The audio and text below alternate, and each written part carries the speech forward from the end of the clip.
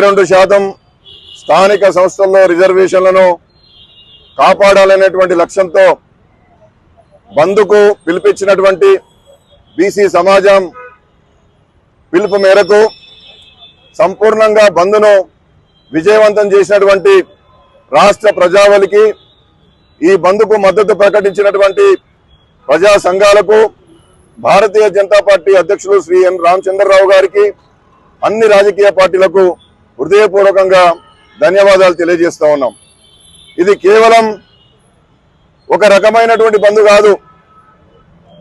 Justice for బంద్ అంటే వెనుకబడిన వర్గాలకు న్యాయం జరగాలనేటువంటి సంకల్పంతో జరిగినటువంటి బంద్ మాత్రమే తప్ప మరొకటి కాదు అనేటువంటిది రాష్ట్ర ప్రభుత్వం గమనించాలి.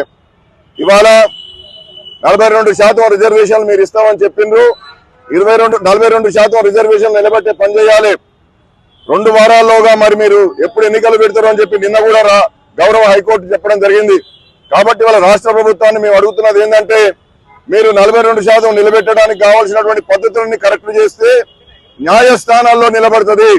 ఇది న్యాయస్థానాల తప్పు కాదు, ఇది ప్రభుత్వం తప్పు మాత్రమే అని చెప్పి నేను చాలా స్పష్టంగా చెప్పదలుచుకున్నాం. అన్ని రాజకీయ పార్టీలు వాళ్ళ సపోర్ట్ చేసినాయి. భారతీయ జనతా పార్టీ కూడా 42% రిజర్వేషన్లు నిలబడాలని చెప్పి ఈ బంద్కు మద్దతు ప్రకటించింది. అయినప్పటికీ కొంతమంది భారతీయ జనతా పార్టీని టార్గెట్ గా చేసుకుని భారతీయ జనతా పార్టీ సహకరించడం లేదనేటువంటి తప్పుడు ప్రచారం చేస్తున్నారు. నేను దీన్ని తీవ్రంగా ఖండిస్తున్నాం. ఇవాళ మేము అందరం ఎందుకు పాల్గొన్నాం? 42% రిజర్వేషన్లు నిలబడాలి. ఈ రాష్ట్రంలో ఉన్నటువంటి అత్యంత వెనుకబడిన వర్గాలకు, సంచార విముక్త జాతులకు ఇప్పటి వరకు రాజకీయంగా అవకాశం రానటువంటి వాళ్ళకు అవకాశం లభించాలని చెప్పి మేము కోరుకోవడం జరిగింది. అందువల్లనే ఇవాళ భారతీయ జనతా పార్టీ సపోర్ట్ చేస్తున్నది. ఈ ఖైరతాబాద్ చౌరస్తాలో దీనికి మద్దతుగా ఇవాళ మేము నిరసన వ్యక్తం చేసినాం. ఇది సక్సెస్ చేసినటువంటి అన్ని వర్గాల ప్రజలకు, వ్యాపార వర్గాలకు, డాక్టర్లకు, లాయర్లకు, ఇంజనీర్లకు అందరికీ కూడా మేము ధన్యవాదాలు తెలియజేస్తూ ఉన్నాం.